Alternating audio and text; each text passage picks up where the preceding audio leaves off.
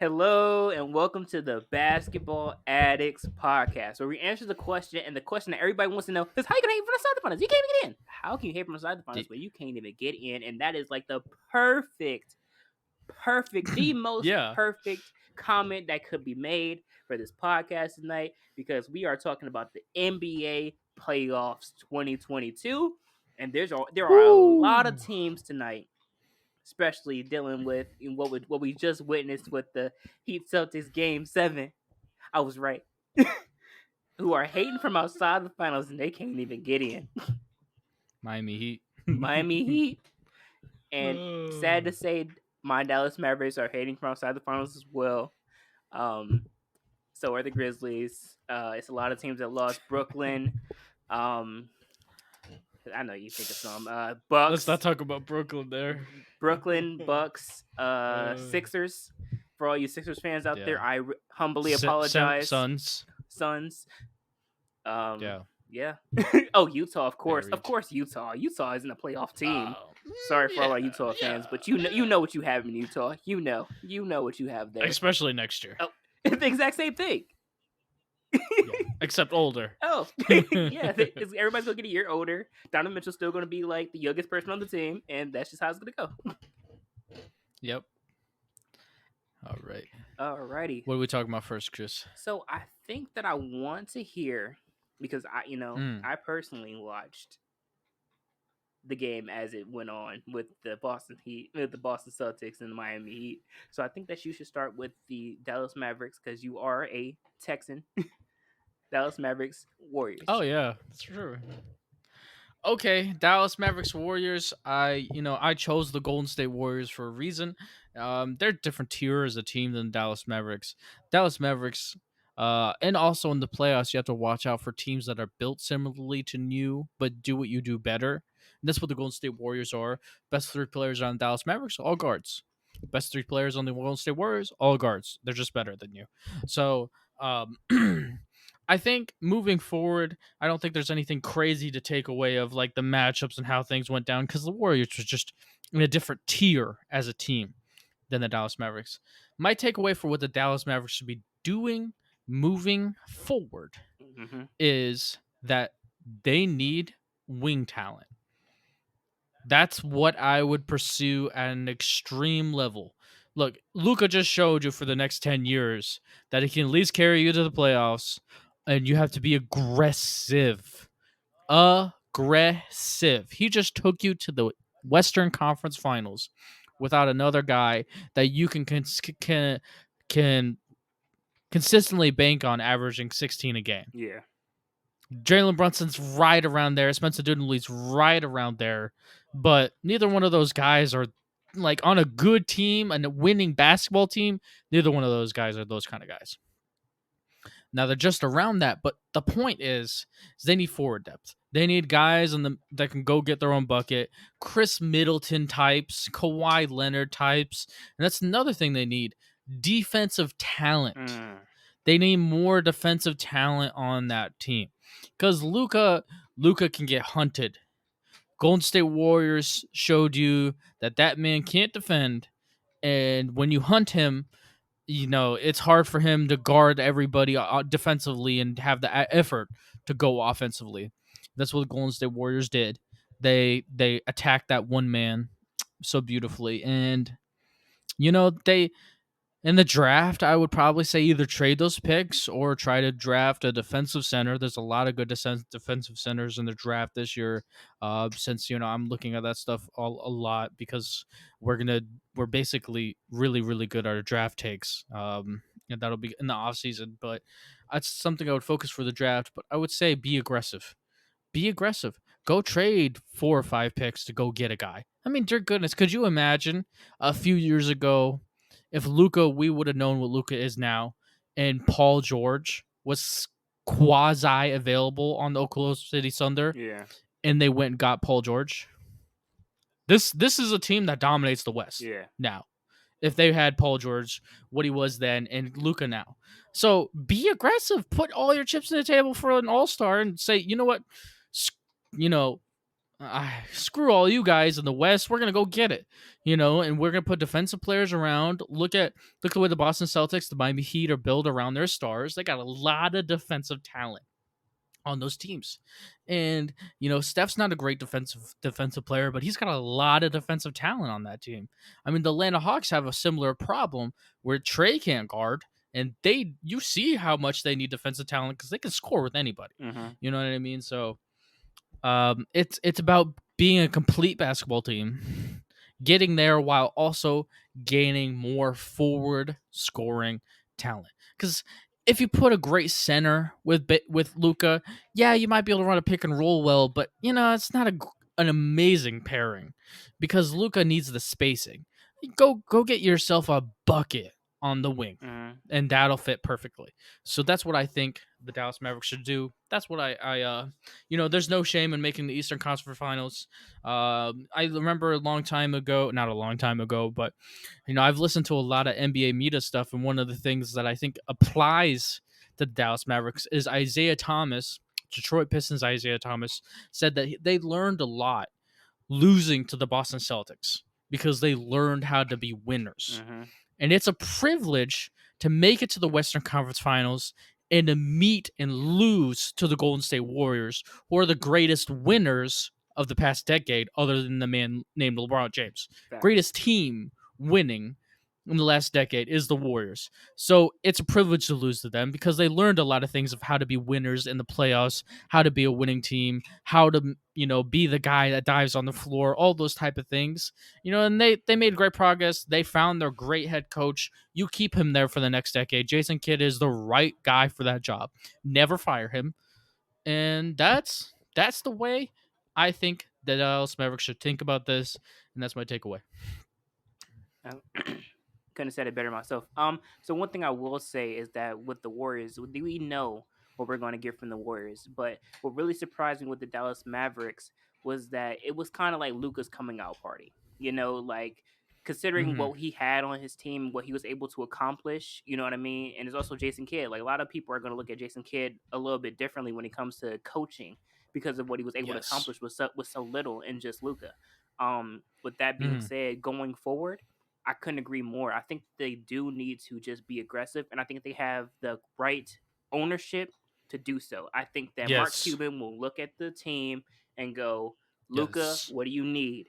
Luka will be like, I need this. Mm-hmm. And Mark Cuban was like, I'll go get it for you. I think it's just going Yeah. to be that simple.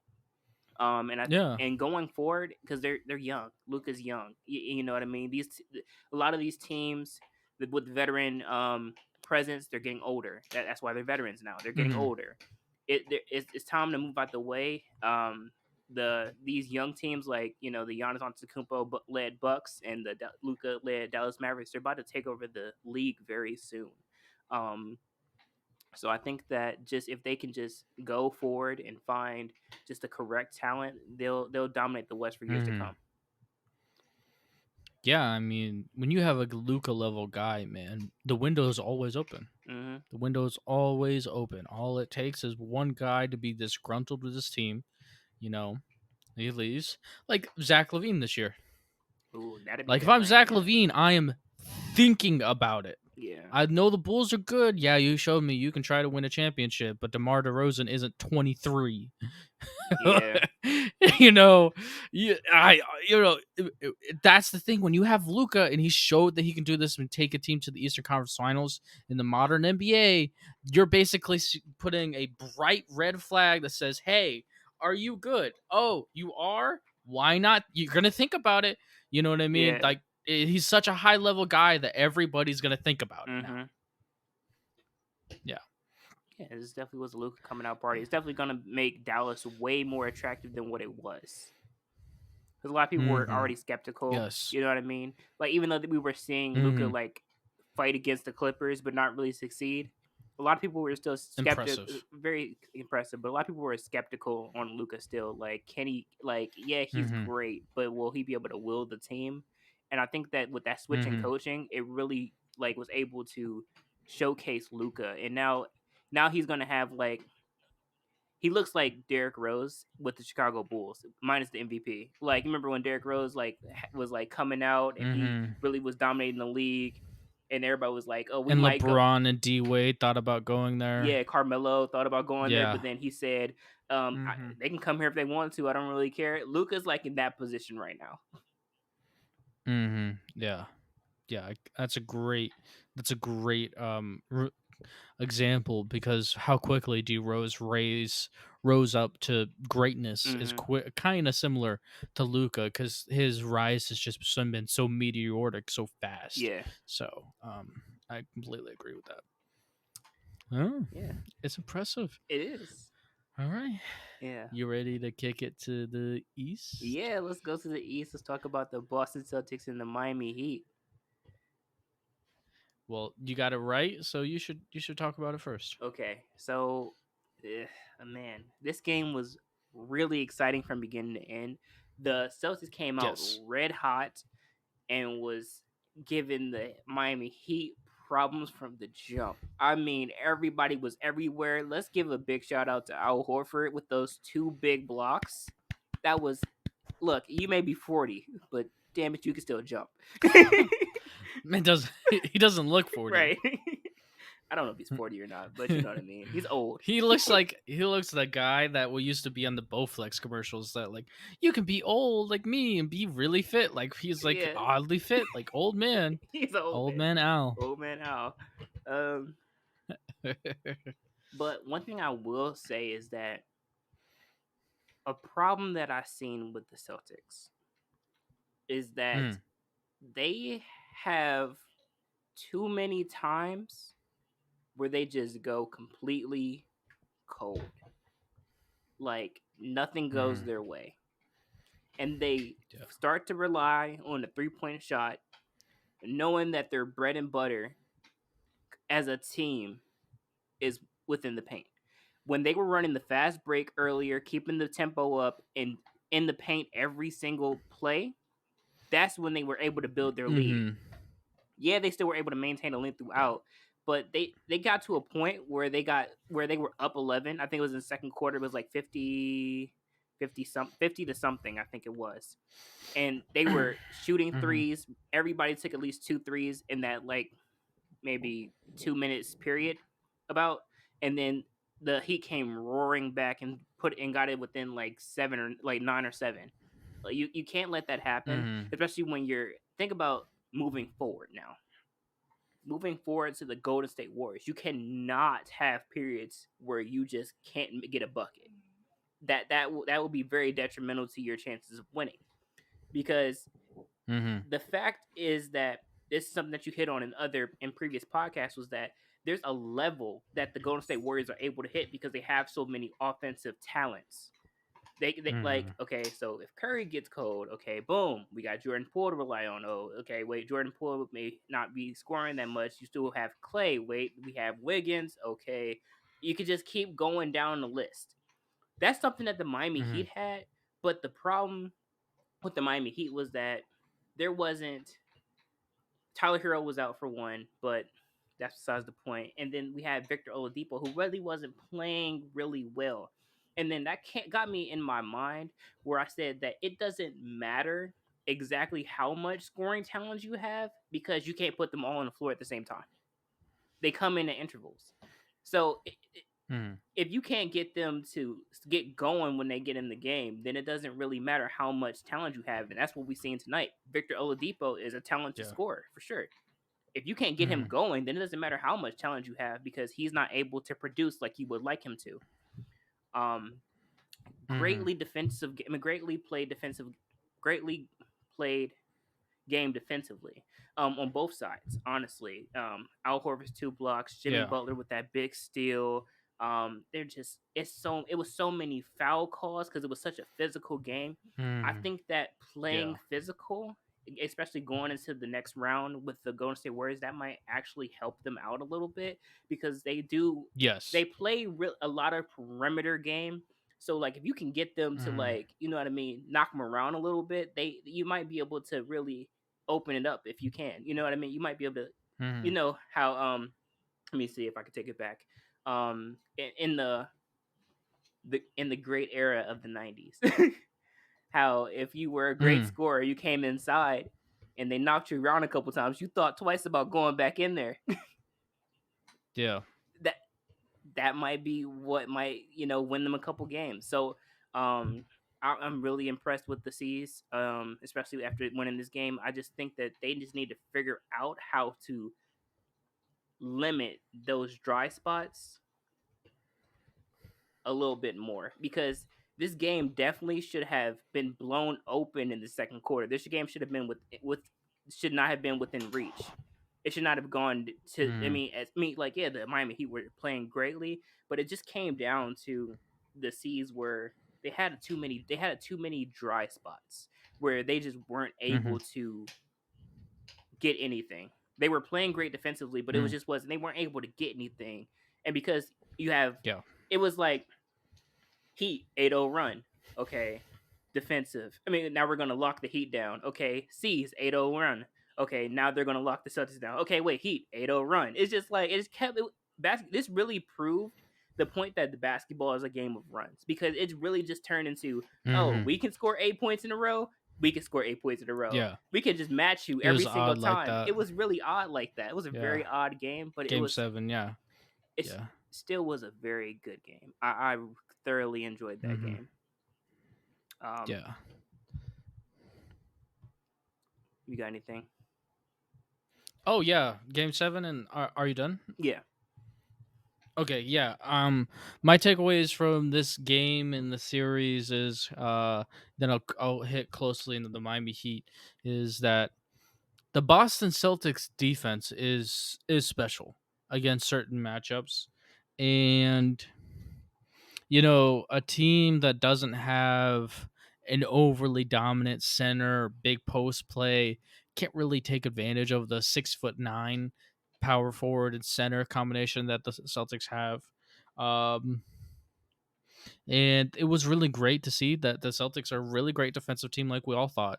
Jaylen Brown, even though you can make an argument that he gets away with a lot of elbows, a lot of push offs, he gets away with a lot. Yeah. But on the opposite end of the spectrum, he is really, really consistent. I'm not 100% certain that Jason Tatum won the Eastern Conference Finals MVP, right? Yeah, but I thought Jalen Brown should have got it. I'm like completely with you. Like I'm surprised that Jason Tatum got it. It might just be that he's the bigger name. Maybe. Because I mean Jaylen Brown was like the consistent guy all series. Let's see here. He had 24 this game, 20 last game, 25 game 5, 12 game 4, 40 game 3, 24, 21 game 1s and 2. And Jason Tatum had 26, 30, 22, 31, 10, 27, 29. I think my memory was fuzzy. He deserved that. Um, you know, those two are really, really a great combo. And, Mm-hmm. Ime Udoka has done a great job of curing their old illness, which is they used to just run both sets from the wing and kind of negate each other. But Mm-hmm. Jaylen Brown runs a lot more stuff from the top of the key. But Jason Tatum's more the wing guy now. And I feel like this is the best version of Marcus Smart we've seen, even though sometimes he can shoot them out of games.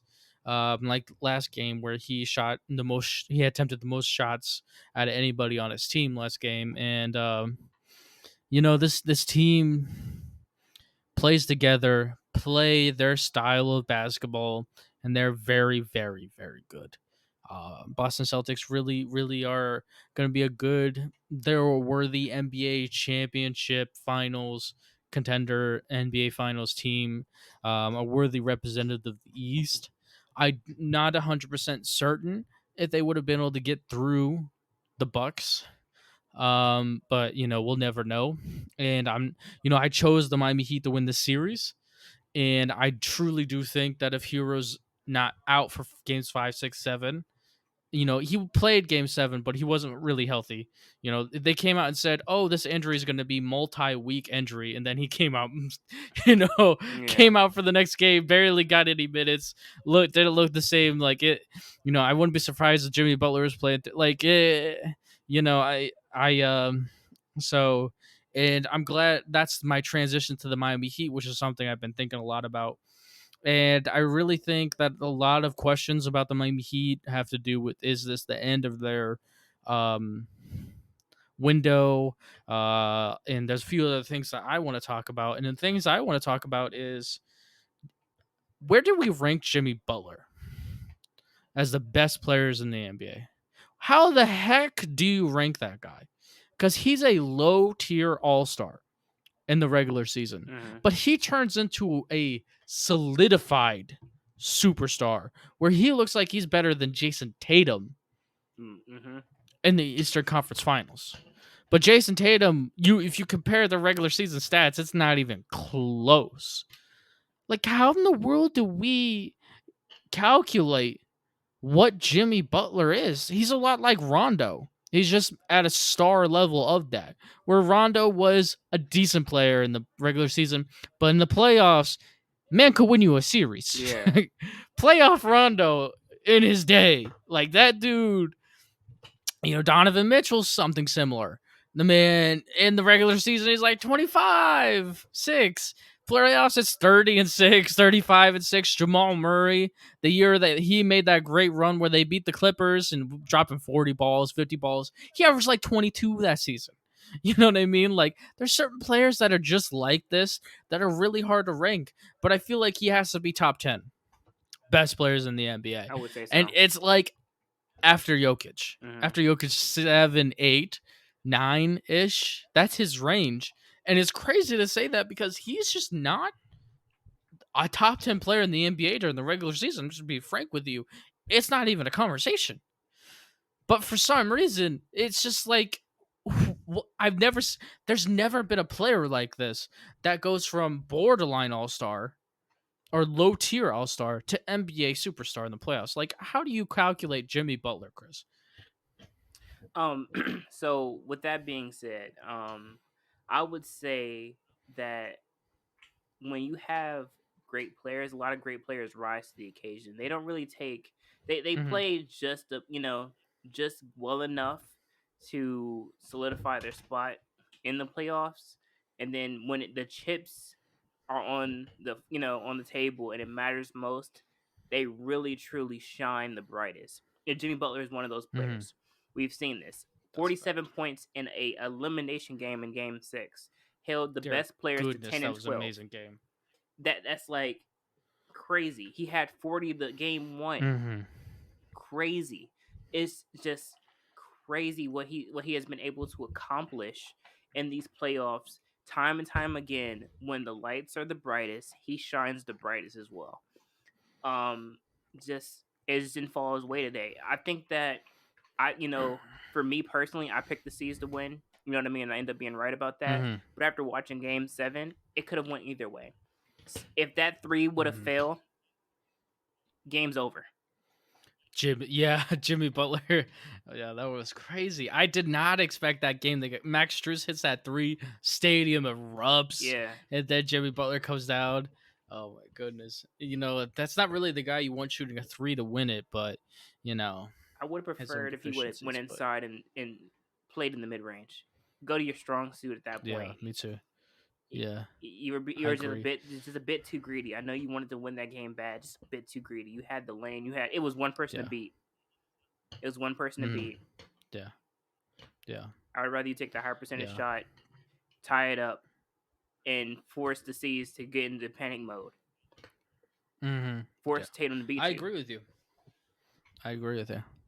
So let's transition here to, is the Miami Heat window closed after this year? So I wouldn't say so, because as long as you have Jimmy Butler on that team, and he's no spring chicken, but he's also inching. He's in the middle of his prime right now. We start seeing his prime, I would say, probably around the Lakers when he went to the finals with them, and the team has been consistent. You know what I mean? They added Kyle Lowry. Kyle Lowry can still play.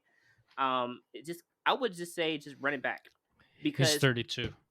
I still say he's not the way he plays. He's not super athletic. He's not really throwing caution to the wind with his body and things like that. Mm. He may fall every once in a while, but I really don't see it coming to the point where his game won't age well.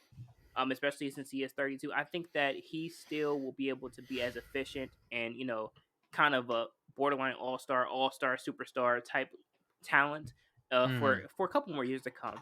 So I would not say that the window has closed because they were close. I wouldn't even Yeah. change too much about this. I would let Hero here heal up, and let him come back again and try it all again. I don't say that window's closed at all. I completely agree and believe that the East is still wide open. It has not been solidified in anybody's favor. Yeah, I could see that argument. I personally could see the argument of it closing from the perspective of Kyle Lowry and PJ Tucker getting up there, like up there in age. Yeah. 37, 35, 36, 38. Next year, those are the kind of age ranges for those two guys. Um, man, and another thing I've been talking about all year, Tyler Hero. Why is your second best scorer off the bench? Why is it an issue? Because I think Tyler Hero has a confidence issue. Tyler Hero is coming off the bench, and it's hard to have that inhumane confidence that you are a bucket and have the confidence from the team to go get your shot all the time when you're not being a starting two guard. How are you supposed to be the guy that's always aggressive, the guy that always takes the shots, the guys that always initiates everything if you're not doing it during the regular season? I mean, I can't count the amount of times that I've seen Tyler Hero late in the shot clock and he passes the ball and Kyle Lowry passes the ball back. That's a lack of confidence problem. Mm-hmm. Kyle Lowry, even though he's going to age out and he might not be able to be a relevant player for this team next year, he has a great basketball mind. And he knows that guy right there can go to get us a bucket at any moment in time. But he can't build his confidence. He needs to be the starting two. How is he supposed to say, I'm better than Max Strus, FUCK, Max Strus, Miami Heat organization, make me your starting two guard? Mm-hmm. How is he supposed to say when he's on the court, I have all the confidence in the world because I'm that guy? And you know who is a great example of this? Look at Jordan Poole. How long of a time frame of this season did he have to build his confidence next to Steph as the starting two guard? Yeah. He had about 60 to 50 games before Klay Thompson came back. Mm-hmm. And then he comes to the bench. But he always has that swag now. He always has that confidence. I'm a killer. I did it in the regular season. I was the starting two guard for the Golden State Warriors, man. I was dropping points, getting buckets. And when he gets in the playoffs, no hesitation. Mm-hmm. Jordan Poole never passes up a shot. That man is aggressive, confident. They're not breeding confidence for Tyler Hero. They're stunting his development. I honestly believe that. The man came in the league averaging 15, and he's only averaging 19 so far. You know what I mean? He came in as a bucket. They almost ruined him last year. You know what I mean? Mentally. And they did it again. If he is not their starting two guard next year, something's wrong. Eric Spoelstra, man, everything else he does is magical. But this is where I will vehemently disagree with what they're doing with Tyler Hero. And why am I so upset about it? Hello, can the Miami Heat score more than 100 points in a game? You think you might need a guy that could get you a bucket, not named Jimmy Butler? Jimmy Butler's got to play 48 minutes in a game to try to score 35 points. He's got to drop 47 points, 40 points. You know what I mean? They need a second guy that can go get us a bucket, and they have that talent on the team, but they're stunning it. Yeah. They're stunting it. And another issue that they have is they got to figure out what they're going to do with the two guard, because you have an undrafted guy, Max Strus, who just got Eastern Conference Finals exposure as a starting two guard on the Eastern Conference Finals team. You have Duncan Robinson, who's $100 million man, getting 1 minute a game. Yeah. That one, I would love that contract. And then you got Victor Oladipo. Like, those are 4 shooting guards, and one of them's the best shot creator on the team. They need to figure out what they're gonna do. Now, I would trade 2 of them. Seriously, I move 2. I don't care who you move, but you could get something back, right? You could use, PJ Tucker's aging, Kyle Lowry's aging. You could use a point guard, a small forward. You know what I mean? Go get something. And another thing is Bam Adebayo. As much as I love him defensively, he needs to be more aggressive. There was a game where Jimmy Butler was hurt, and I think it was game 3 or 4, and I think it was game 4. No, game 3, where they were going into Boston and they weren't supposed to win. Mm-hmm. Everyone thought Boston was going to go up 3-1 and win their 2 straight home games, and he put up 29 that game, 29-8 and something. That was an aggressive Bam. He's a little too, I'm just going to do whatever fits in our system.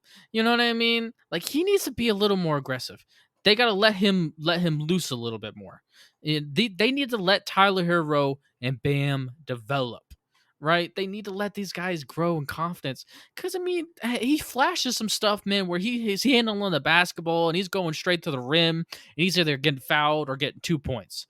Or, putting the defense in a position where it's a really tough position. They get the rebound and they score. You know what I mean? Like, he flashes some really impressive things sometimes, and they just need to let him do it more. He's so much more than a screen setter and a pick and roll guy. Yeah. You know what I mean? And a guy who can make good passes.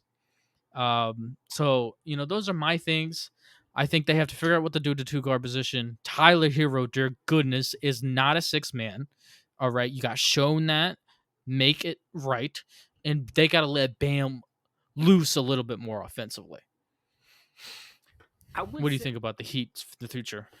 I would say Tyler Hero, that one is spot on. They definitely need, you talked about this before during the regular season, that they need to take him off the bench and make him a starter. That is like your second best scorer on your team. You need to let him loose, allow him to really grow and become the scorer that you want him to be, because like you said, Jimmy Butler's 32. That window will be closing very soon, and you will have nothing to fall back on. But if you develop Tyler Hero now, he will take you places. He can become your superstar. The next thing, Bam Adebayo. I saw during this game, he was really like, I'm going to take a seat and allow Jimmy Butler, because it works better when Jimmy Butler gets his points. I'm going to let him get everything that he needs. I'm just going to just slow. I think he had like 20 something, but just imagine if he took a step forward and been just a bit more aggressive. We saw the ball handling ability. We saw that his layup package and things like that, what he was able to do when it's just one-on-one. He cuts through the lane like nothing. If he's just a bit more aggressive, this game turns out a lot differently. Early on, I think he might have lost his confidence for one during Game 7, because I'm just gonna speak on Game 7 because that's the one that missing those floaters early on, point blank range floaters, clank. He missed a jump shot and they were down. It was like 24-6. Like, it was like he lost his confidence at that point. Yeah, he started to build confidence a little bit more, knock down a couple shots, but it really never truly clicked. And he never really flipped the switch and turned it on like I wanted him to. It was really a quiet 20 plus points. It wasn't really like I'm here, it's me and Jimmy's game to win. It was like, Jimmy's winning, I'm going to come along. That's kind of how I felt. Yeah. Is like, I'm playing follow the leader. Jimmy's gonna drop his points. He's gonna lead our team, and I'm just gonna just slowly come along and do what I can. But I just really wanted to see him. Okay, I got this. We got this. Me and him, we got this. And that's what they needed. If they can ever cultivate that kind of confidence within Bam Adebayo, this team will be great for years to come. If they can ever cultivate that kind of talent, not talent, but that kind of confidence within Tyler Hero, this team will be great for years to come. That's why I say that their window is not closed, because they still have a chance. They still have a chance, and if they do not recognize their chance before it's too late, those 2 guys will leave, and they will be done. Yeah, because I mean, you can't tell me that in the playoffs next year that you can imagine Jimmy averaging 26, Hero averaging 22, and Bam averaging 20. It's How possible. reasonable does that sound? Very. How I mean, that's a big three. Mm-hmm. That's more than what Giannis gets from Chris and Drew. You know what I mean? Like, I, it's confidence. Confidence is key. We they gotta get, they dress with swag, but they gotta play with swag. You know what Yeah. I mean? Like, you kind of get some confidence in that squad. So, hopefully they can fix those things. I love watching the way they play basketball. It's fun. It's fun to watch. Some people might hate it, but it is. It is what it is. I want to know, All how do right, you get that? go ahead. How do you get that Lakers series Tyler Hero and say no? Go still the bench. I don't know how you do that. I don't know how you do Rookie that. year. Yeah, I don't I know don't know how either. you see that rookie year and they go, Uh huh. nah, we don't need you. Go sit on the Yeah. bench. Yeah. How do you? Who? Chris. Could you imagine 2019? All right, Chris. In 2 years, Duncan Robinson will have gotten paid $100 million. Tyler Hero would be the sixth man, and some random undrafted guy named Max Strus would be the starting two guard I would have never in the guessed. Eastern Conference I playoffs. would have never guessed. Like, I would have never guessed. what? After seeing that series, that Lakers series, and I had to go back, it's like I was like, okay, this guy has arrived. He's legit. Uh, yeah. It's his like He was playing so free. it's his league. You know what I mean? And then Yeah. then the last season came, and I was like, where'd he go? Mm-hmm. And this season came, and I was like, Uh-huh. oh wait, I'm starting to see him coming back. And then the next thing I know, it was like, Mm-hmm. where'd he go? So I Mm-hmm. make the right decision. Cultivate your confidence in these guys. Let them cultivate their confidence, because these are your future. If you do not, Mm-hmm. and they walk, or you be stupid enough to trade them, you will ruin your team. But with Yeah. that being said, I in mean, general, it's hard to trade Duncan with his $100 million contract. yeah, That's a hard contract to move. They might have to sit on it and trade Strauss and Vic to make it work. I would do that. That's who I would trade. I'd be like, oh, everybody saw that guy on the Eastern Conference Finals team that kept Tyler here on the bench. yeah, $500, $500. I feel like start yeah, the bidding. right. Start the bidding. Oh my gosh. But one thing I will Yeah. say about that is that Mm-hmm. throughout history, the veteran team normally wins the championship. So Mm-hmm. that's probably why these older guys, older teams are really kind of trying to team up now, because if you Yeah. have the veteran, if you've been there, you have like you're used to being in the league, you don't really have those first game jitters anymore. You've been Mm-hmm. here for a minute, you've been to the playoffs, you have kind of a championship DNA. Those guys are the ones who Yeah. normally win championships. The Yeah. older guys normally win, the younger guys normally lose, and then kind of build that confidence over time. Mm-hmm. Yeah. Yeah. Well, since we've covered those things, I think it's a natural transition. NBA Finals, break it down in depth, matchups, all those type of things. Let's tease our picks until the end, right? Okay. Tease our picks. So when I say Boston Celtics versus Warriors, what do you think is the things that are going to be deciding that series? And break down those matchup, breaks down those strengths and weaknesses. Let me hear what you have to say. I think a strength of the Celtics, and I kind of hinted at this earlier, um, Mm. especially when it comes into the Warriors, is that they're a physical team. They were able to Yes. kind of sort of match the physicality of the Miami Heat, but the Warriors are not really a physical team. They're not really, okay, we're going to take some charges. We're not going to really fall. Mm. They're kind of really, okay, we're going to live at the perimeter, and if we have skill to break you down, but we're really not going to be as physical and try to draw a lot of fouls or cause a lot of fouls. They're not that type of team.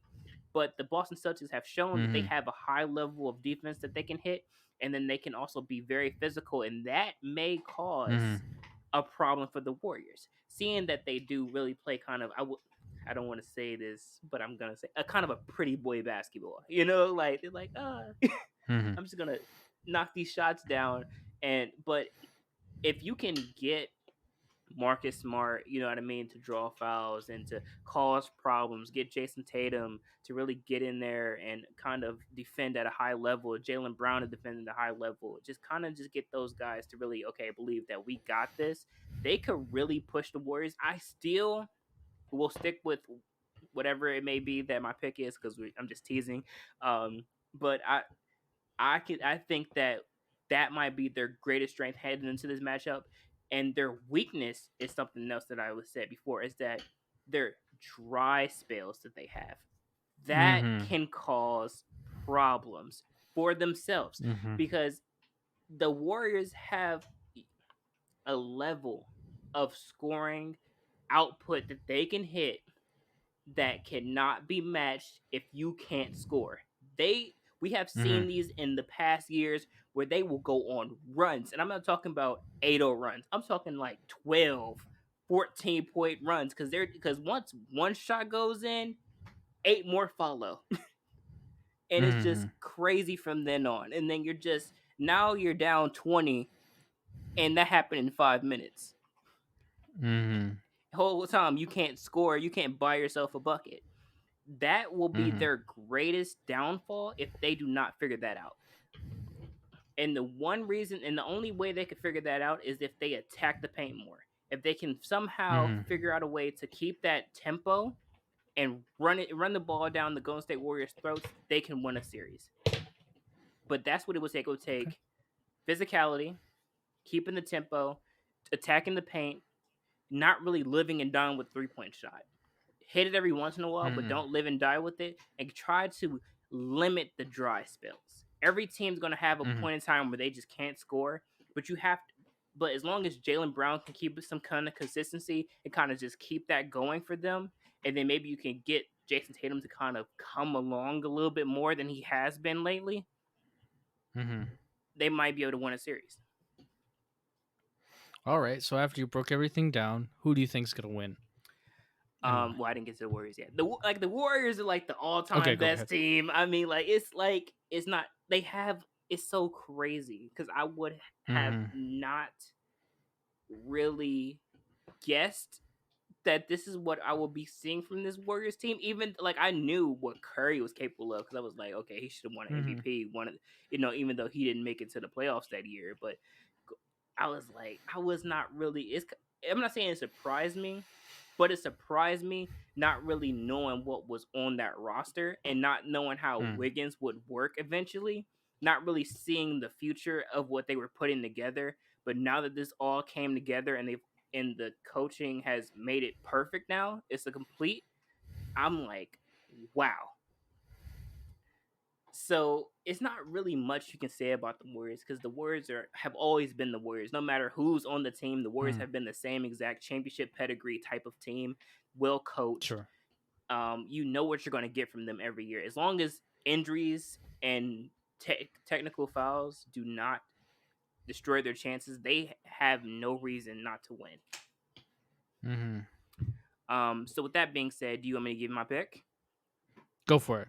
I want to hear it. Warriors in 6. All right. You were leaning Celtics for a while. I'm glad you came to the dark side. All right. All right. Well, my breakdown, I'll start with the Celtics first, is they have some secret sauce to the formula. Marcus Smart, one of the best guard defenders in the league. He's going to be able to guard Stephen Poole. He's going to make things hard. Jaylen Brown, the guy White off the bench. Derek White, yeah. They can, Derek White. They're gonna run around chasing around Clay all day in the track meet known as Clay Thompson. Great Williams and Jason Tatum are gonna be probably the guys guarding Andrew Wiggins. That's a tough matchup. And Al Horford and Robert Williams can switch. They could switch really efficiently. They have the secret formula that the Cavs had defensively when they had Tristan Thompson, who was younger and could really be smooth and switch. And you need that to beat the Warriors, and they have that. And they have something else that you need to beat the Warriors, which is two guys that can get buckets on their own. They don't need systems to get them scores, get them buckets. Because, if it's just one, yeah, we can expose you like Luca. Luca can drop 40, but we'll just stop everybody else from scoring. It's harder when it's two guys. You know what I mean? And they have that going for them because they can beat system, they can beat defensive systems. I think that Al Horford helps with the veteran leadership and the mind that he has. He's going to be really integral, and they're going to make things hard at the rim. They match up well. So they have those things going for them. And the things that the Warriors have going for them is like the Boston Celtics, they can switch. You can't expose anybody in drop coverage. Like the Bucks got exposed with Al Horford sinking all those threes, Grant Williams sinking all those threes, and on the corner, from drop coverage.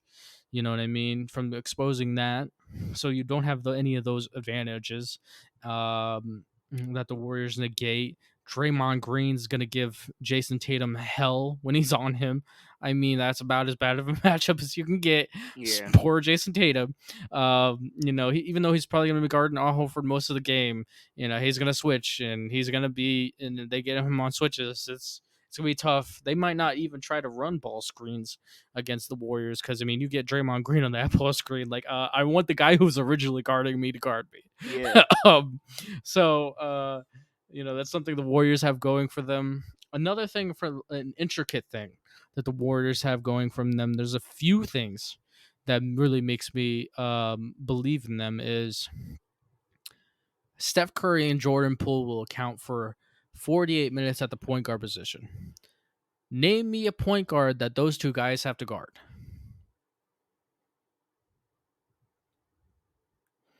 That they really have to work to guard defensively. No money. So they can just rest. Yeah. Those two can just rest. Marcus Smart, please beat me. You. Take the tough contested shot. Yeah, I love to see it. Hey, good job, Marcus Smart. Really like the way you play. Peyton Pritchard? Man. Oh, that guy. He's tough. That's a shooter. Let him shoot. Don't let him shoot. Jordan Poole, even though Marcus Smart is going to guard them so well, they're going to have all the energy, and it's going to be so draining. And another thing is, I feel bad for Jaylen Brown because he's going to have to chase Klay Thompson all day. That's exhausting.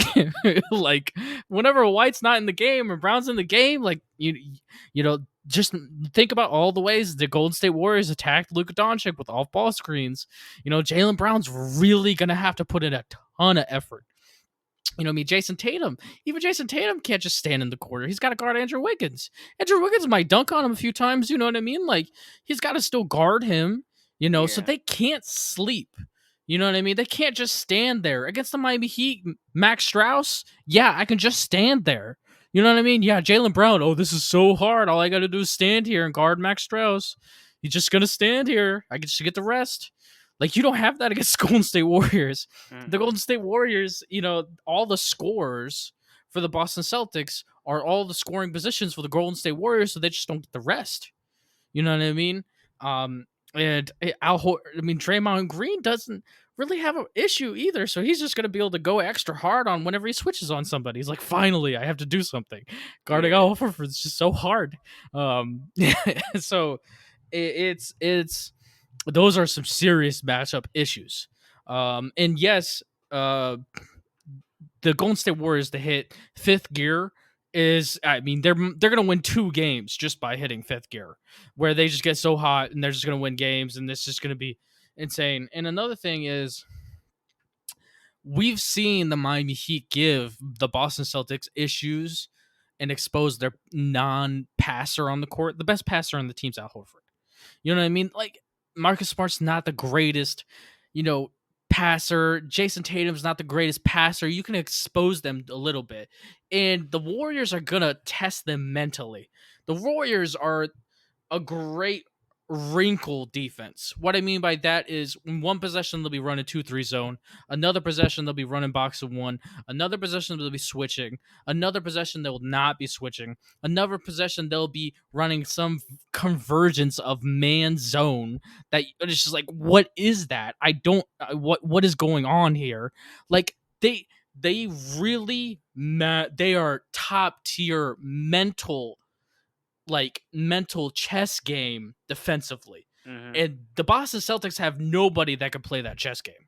They have nobody that can be like, oh, you're running this defense. Oh, I'm going to make this perfect pass. It's like playing against CP3. That guy is going to read all those things and just dissect it. LeBron James, yeah, who cares? He already memorized every defense you have. The Boston Celtics don't have anybody that can break. It might be a high turnover. They might lose a few games due to high turnovers where they just threw so much stuff at you that you just don't know what's going on. Yeah. So we saw that happen to Luka sometimes, man, where it was like Luka's a great passer, but it was like, man, those reads are tough. Man, they're throwing so many things at Luka. You know what I mean? They don't have a Luka. They just don't have a guy that's got it here. And I think that's gonna get exposed as well. So because of honestly, if it wasn't for some of the negatives, I would think about the Celtics. But because of the fact that Steph and Jordan Poole don't have to guard anybody defensively and all those matchups and intricacies that I broke down, I'm going Warriors in 6 as well. Basketball addicts, we're always right, obviously. So, I wouldn't be, these, it's going to be great games, but it's because of those matchups, man. I believe in the Warriors. I think the Warriors win. And do you have anything else to say before I start moving things around subject wise? No, go ahead. All right. Steph Curry legacy with 4 rings, Golden State Warriors legacy. Let's just say in 3 weeks, they win a ring. Let's talk about what happens in legacies wise, what happens with the way we view these teams, what happens with where we view him all time. Is he better than Kevin Durant? Is he better than Magic? Let's break it all down. Let's break it out. You tell me all those things, man. You talk to me, Chris. Legacy wise, just Steph Curry, right? Or the whole team. Anything you would talk about the Golden State Warriors. Let's say theoretically they win this ring. Okay, so if they win the ring, I think that doesn't really change too much, because we already have the greatest shooter of all time. We already have, you know what I mean. We know what we're going to get from Clay. We know what we're going to get. Top 10, role player of all time. Probably the greatest role player of all time. The greatest shooter of all time. Draymond, one of the greatest defensive minds of all time. One of them. Dear God. Yes. I think we talked about this before. I just think that nothing really truly changes, but just the number of rings. We already know what this team is. We know that this team is, when put together correctly, coached correctly, they're unstoppable. We've seen 73-9 come from this team. Not this team in particular, but just that core 3. As long as you have that core 3, anything is possible. Yeah. I don't think it really changes much going forward. Okay. I just think that it's just another ring. It's another accolade. These guys are all Hall of Famers. They're all going to go down as the greatest in their respective. So, yeah, it's not really much. Okay. I guess we'll save KD versus Steph and KD versus Magic after I go through similar things that you just talked about. Yeah. I would disagree to a certain extent that somebody that I can think of right off the top of my head is Steve Kerr. Steve Kerr sounds, I mean, the fact that some people might be able to dismiss the KD and KD, Steph, and Clay rings as, man, how good is Steve Kerr? You know what I mean? Some people can dismiss that. You may not know basketball. I might vehemently disagree with you, but it's cool. Some people might dismiss the fact that the first ring they won when LeBron James doesn't have Kevin Love and Kyrie. Yeah. You know what I mean? You can dismiss that, right? You can make an argument. So, another ring when we saw him develop young talent like Jordan Poole. Now, that's where he enters a special realm as a coach, where he's developed this young talent and gotten to add to an NBA championship dynasty. And I think that's something special and really impressive for a head coach. So I really feel like he's starting to stamp his legacy as he's got a top 5 coach of all time. He has to start talking about breaking into the top 5. Mm-hmm. You got Red Auerbach, won 11 rings. We got to talk about Phil Jackson. We got to talk about Pop. And, I don't know if you want to consider Casey Jones or Pat Riley. Pat Riley might be in that conversation because he was with the Lakers and he was with the Knicks in the 90s. Mm-hmm. And, anybody else you can think of off the top of your head that might be in that conversation? For top 5? All-time NBA coach? I can think Phil Maybe Jackson. Jerry Sloan. Jerry Sloan's pretty good. Maybe Jerry Sloan. Yeah. The Utah Jazz. Yeah, I mean that's where that's where we're talking about this. Where he can make an argument. You know what I mean? You can make the argument of he's starting to be able to talk about top 5 NBA coach of all time. So I feel like that legacy improves from this. I personally view him as the greatest NBA coach in the league right now, and I don't even think it's close, unless you consider Pop another guy there. But and then we start talking about, I really feel like Draymond Green. Draymond Green had this moment after 2019 where he didn't look the same. Where he was like, man, Draymond Green's starting to go downhill. It's sad to see it. That man has reached another peak. Yeah. You could talk about him with the greatest defenders of all time now. You know what I mean? Like Bill Russell, Draymond, Dennis Rodman, Michael Jordan, Scottie Pippen, Gary Payton, LeBron James.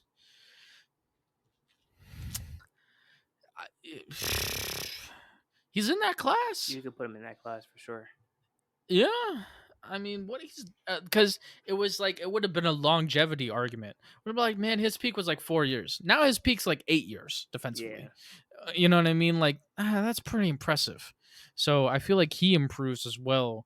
And you can talk about him. I really, people compare him to Dennis Rodman all the time, but Dennis Rodman does not do the things he does offensively, or does he have the great defensive mind? But obviously, Dennis Rodman's a better rebounder, purely speaking. And Steph. This is where we're going to disagree. I think Steph's legacy improves drastically because that Steph KD conversation, I think I disagree with everybody. I think Steph is better than Kevin Durant. I would agree. Oh, coming in clutch, Christopher Muhammad. All right. I did not expect that. This is why we're partners. Yeah. All right. Let me break this down to you. I'm listening. Steph Curry's like Magic Johnson. Magic Johnson never scored more than 25 points per game. Mm-hmm. But we all consider him as the greatest point guard of all time. Why don't we consider Dame Dolla the greatest point guard of all time? Man averages 29. You know what I mean? Mm-hmm. We consider Magic as the greatest point guard of all time because the dude was ridiculous at passing the basketball. Mm-hmm. So many things he did was so much greater than what went on the stat sheet. Man was making passes that, oh my goodness, ridiculous. The way that he made everything easier for his teammates, the way he improved all his teammates, he always put his teammates in the very, very best chances they could have possibly to score and maximized the ability to do that. And none of that goes on the stat sheet. When he makes a pass to a guy who makes another pass to somebody else, that doesn't go on a stat sheet. When he's driving the ball, and he draws in the defender because of his length, and he makes a crazy pass, nobody else could do that, make that open layup for his teammate other than Magic. You know what I mean? Like, there's so many things that he does that does not go on the stat sheet, but nobody will ever tell you that Magic Johnson's not the top 10 greatest player of all time. Yeah. Nobody would ever tell you Magic's not a better player than Kevin Durant. Why? I mean, Kevin Durant's got more points. More points. You know, so why? You know, KD won those 2 finals MVP. Why, Jason? Why? Because Steph is like Magic, where everything he does not go in the stat sheet. When he is pulling everybody else to the volleyball line to guard him and he doesn't score, and some guy, you know, when KD's got like a football field around him of space because of Steph Curry, right, that doesn't go on the stat sheet. Mm-hmm. When he is creating all this ridiculousness of shooting it from the volleyball line and running the pick and roll as everything's coming up, why do you see so many great cuts from the Warriors offense? Why do they pound that into their team's head? Because they have more room to cut because of Steph. The basketball floor is more spaced because everybody else has to guard him far out. Okay, Jason, then why isn't Dame better than KD? Because Dame doesn't run and turn into Reggie Miller for the next 20 minutes of the shot clock. Mm-hmm. Steph Curry's ability to run around and put 5 eyes on him defensively is unlike anything we've ever seen. He's the greatest off-ball mover of all time, paired with the greatest perimeter shooter of all time from deep range. Mm-hmm. So all of that movement creates easier shots for everybody else. KD has never enjoyed the one-on-one glory that he gets to get all the time when he was playing with the Warriors that he's gotten with anybody else, because that's not realistic NBA defenses, because they had to guard Steph. Right. So even though Steph might not have more all-time points than Kevin Durant, some people might say Steph's not a traditional point guard. Not a traditional point guard. I know you say that. You know what I mean? But Steph's a good passer. Steph's a solid 6 assists per game guy. He makes the right passes. He's a very good passer. Is he an all-time passer? No. But he's a great finisher at the rim. Really good. His layup package is second to Kyrie. Yeah. And you pair all that together, what's the argument? The argument is he is like Magic, where he makes everybody else better. And what did we just see KD do? Did he make his Brooklyn Nets teammates better against the Boston Celtics? No, he did not. No, he did not. And that is because he has the deficiency, and it's not being able to pass well. And when he is the number one guy in an offense, and he doesn't have a guy who can pass and attack the rim and be a point guard, he has a bad team. Look, you know who looks really good right now? Russell Westbrook. Why didn't he ever have that issue with OKC Thunder? Yeah, would you want 4 offensive players against 3 defenders against Russell Westbrook? The year after that, he sets a triple double record, averaging 28. Yeah. Wins the MVP. You're not running 4-on-3. 4 offensive players against 3 defensive players with that guy? No, you're not taking that risk, so they're not doubling him. And if they do, you get defeated by Russell Westbrook. You know what I mean? Like, KD, for most of his time, has gotten to enjoy the riches of playing with 2 top 10 point guards of all time, and one guy that, if he was healthy, would be in the conversation as well, and his name's Kyrie Irving. Mm-hmm. Does KD have better stats? Yes. Yeah. But I want to win. What's the point of basketball? Winning. Right. Who leads to winning? And that formula is more complicated than just scoring. And Steph leads to winning more than KD. And oh my gosh, the Golden State Warriors, only them can run that offense. Oh, so you're telling me that as a basketball fan, you would not be able to see that the guy that can shoot from the volleyball line and can run like Reggie Miller off ball wouldn't be a good fit in a movement offense where you move him off ball and you run pick and rolls at the volleyball line? I mean, who's not seeing that? That's like saying you see Giannis and you're like, you know what Giannis needs? He needs 4 people in the paint. It needs no spacing. Right. You don't know basketball. Right. So Steph impacts winning more than KD, and he's the better player all time. You go, Chris. Damn. I couldn't have said it better myself yet again. Yeah. I completely agree with that. Steph Curry really does impact winning more than KD does. We've seen it. We've seen it. We've seen the Mm-hmm. difference. When KD's on his own team, you know what I mean? He needs that second person who is able to carve up the defense with their passing ability, and because that's something that he doesn't Mm-hmm. possess. We've seen that he lacked that by watching the Boston Celtics Brooklyn Nets series where he got swept. The only team in the Mm-hmm. playoffs to get swept. Why did he get swept? Because he can't pass the basketball. Because Mm-hmm. coaching sucked. Um, True. because they doubled him and he didn't have nowhere to go. He couldn't figure out where to go with the Yes. ball. Mm-hmm. He's not Yeah. one of the great thinkers of basketball, but he's one of the great No. scorers of basketball. Dear Um, goodness, yes. you can put the ball in his hand and he can get you a bucket. But if you ask him to make the right pass, it's next to impossible for him. But that's not the Mm-hmm. case with Steph Curry. Steph Curry, you can give him the ball, tell him go get me a bucket. He can get you a bucket. You tell Mm-hmm. him to pass the basketball and to get other people involved, he can do that. Mm-hmm. That's just the big difference is just their level of skill on both sides of the Yes. ball. Is Mm-hmm. just different. Um, Mm-hmm. so just Curry's better. Mm. Curry's better, and honestly, KD needs Curry to win, Yeah. but Curry doesn't He need needs KD. he. No. No. No. Not at all. I mean, how good is Clay and Dre? Clay's probably averaging 22 on the Orlando Magic on a bad team. He's probably averaging 22. And Draymond Green on the Orlando Magic's not the same player. Now, he'd be a great defender, all those type of things. Yeah, I Yeah, get that.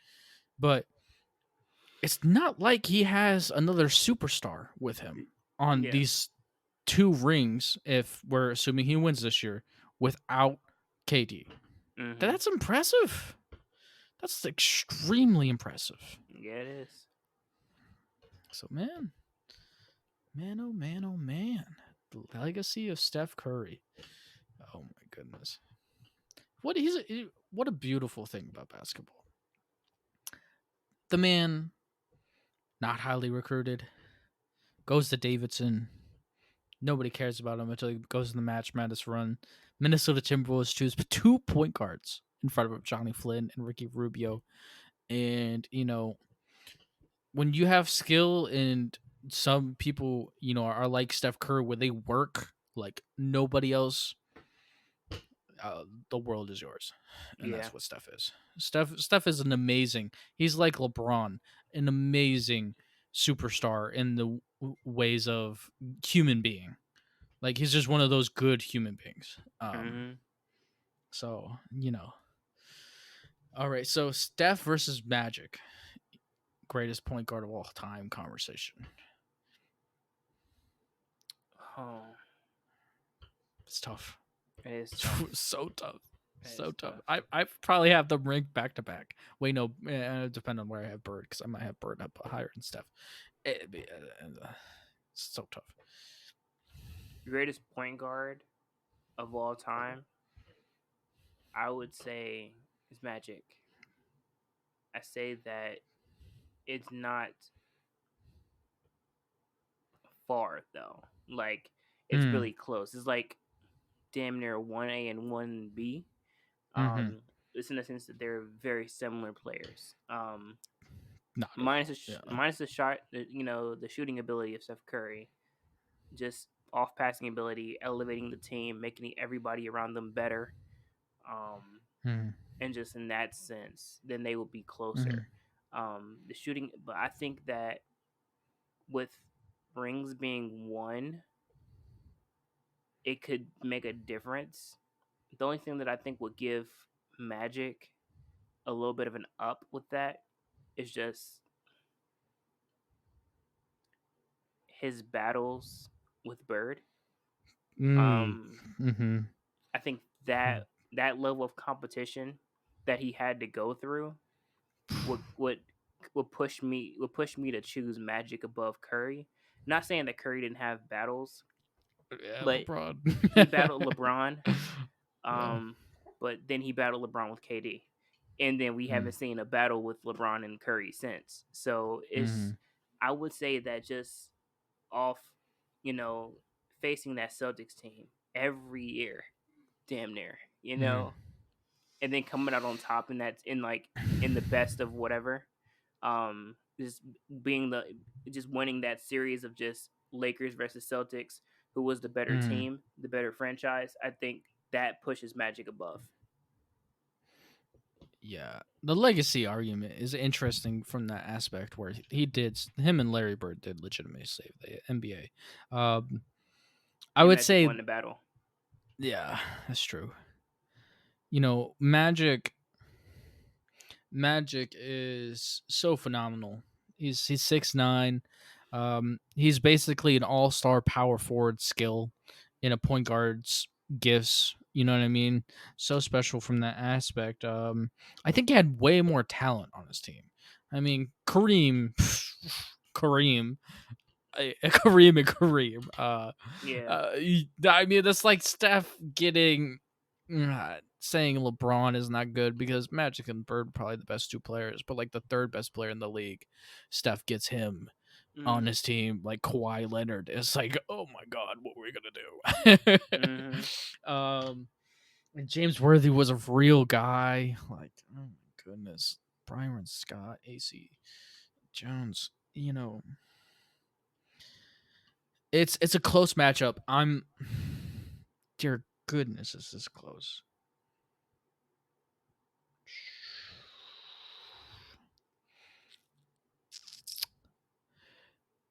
It's so close that I'd have to know what my team is because Steph is a great point guard, but you know if I have a point forward with him, like Scottie Pippen, like Draymond Green, like LeBron James, like anybody that could pass the ball, that's really really good, then we can run the Steph Curry offense, right? And then I would probably take Steph over Magic.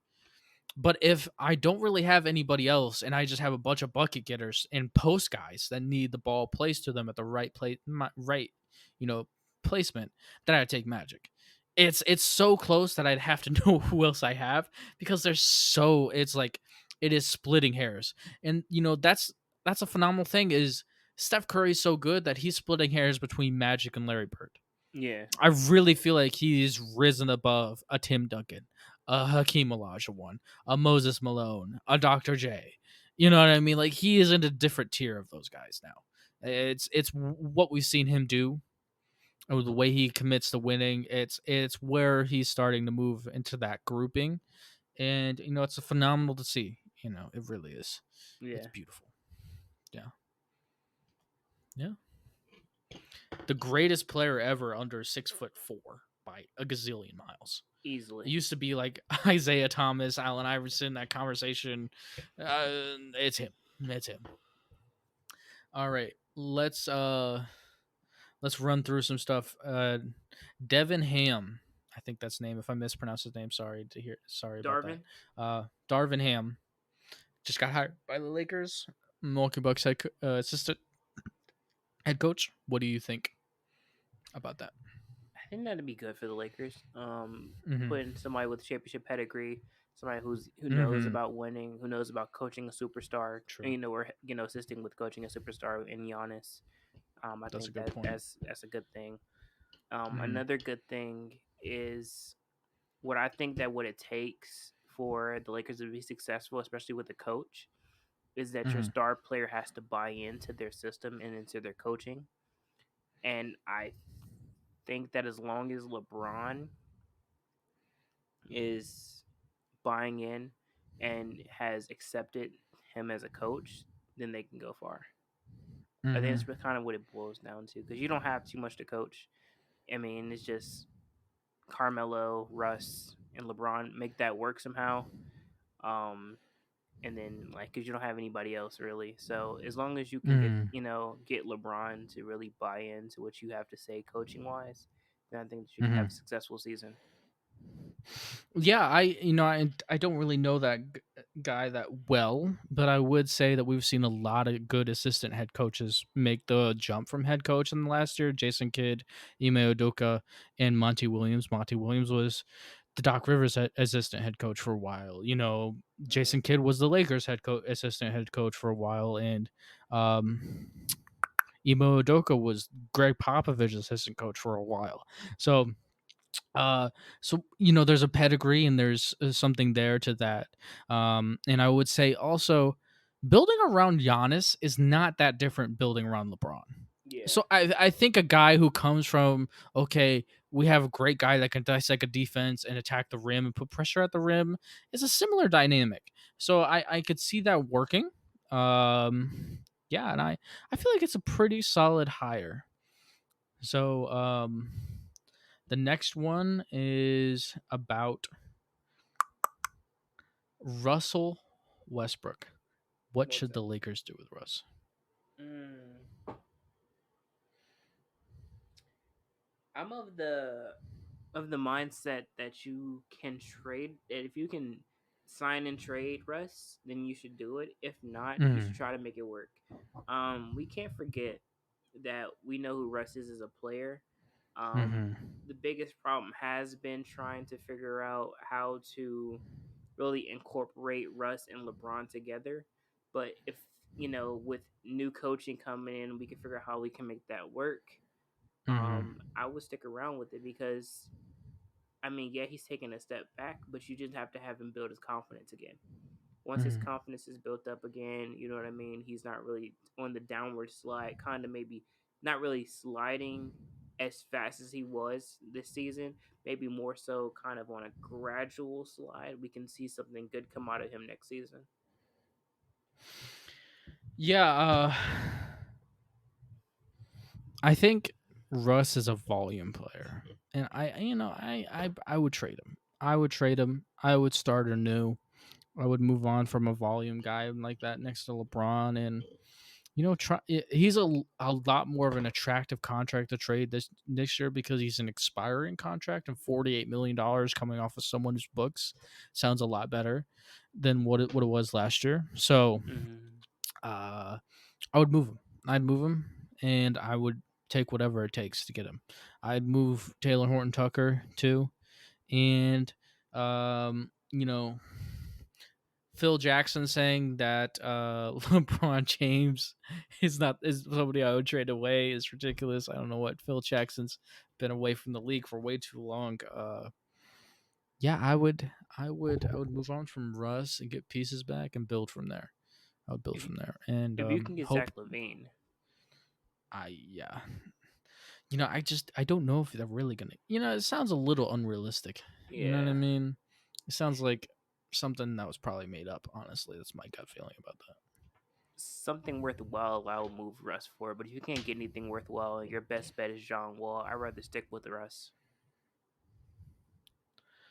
Yeah, I I'd probably go John Wall. Absolutely I not. I would go John Wall because he's a better passer and he's a better. John Wall doesn't shoot too many shots. John Wall can accept being coming off the bench. You know what I mean? Russ is the better player. It's an odd pairing between him and LeBron. Uh, so yeah, that's my take.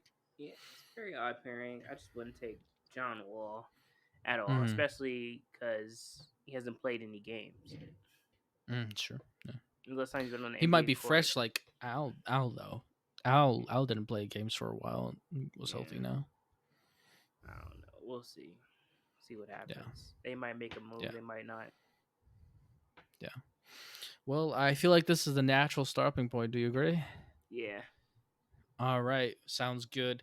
Well, we really appreciate you guys. We've been really growing lately on downloads and those type of things. We just appreciate you guys for hitting that download button, hitting those listening to our podcast. Anybody new, anybody from TikTok, anybody that's new to our platform, we really appreciate you guys, and we really strive to give you guys great content. We're going to continue to strive to give you guys great content. And yeah, and we also have a goal of trying to reach 5 stars consistently on Apple Podcasts and